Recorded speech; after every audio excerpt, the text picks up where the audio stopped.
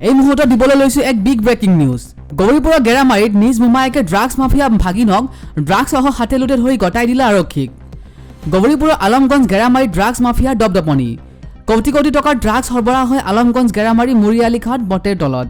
এইজন সাদ্দাম নামৰ বিকলাংগ যুৱকে দীৰ্ঘদিন ধৰি চলাই আহিছে নিষিদ্ধ ড্ৰাগছৰ ৰমৰমীয়া বেহা, যাৰ ফলত মোমায়েকে ক্ষুব্ধ হৈ ভাগিন সাদ্দামক ধৰি আৰক্ষীৰ হাতত গতাই দিবলৈ বাধ্য হয়।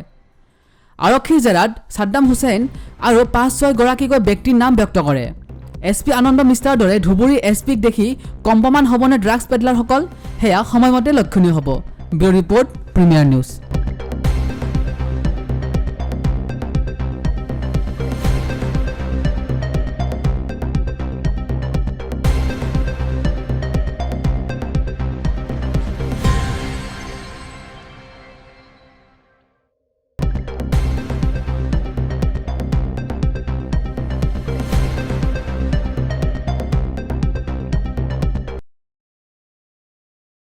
জোরে কো একদম দেউতার নাম ঘর কি হয়েছে আজি তোমার কোনে দিছে তোমাক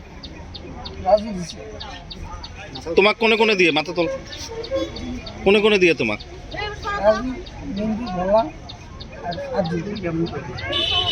ইহঁতে ঘৰত জমা কৰি ৰাখে নেকি?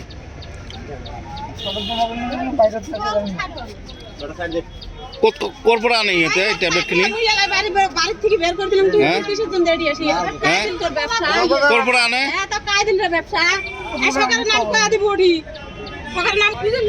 ক'ত ক'ত চাপ্লাই কৰা ক'ত দিয়া এইবিলাক ষ্টুডেণ্টক দিয়া নেকি?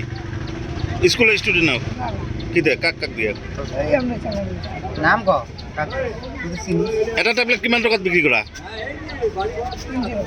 হে এটা ট্যাবলেট 300 টাকা করে বিক্রি করে। সিরিজটো কিমান?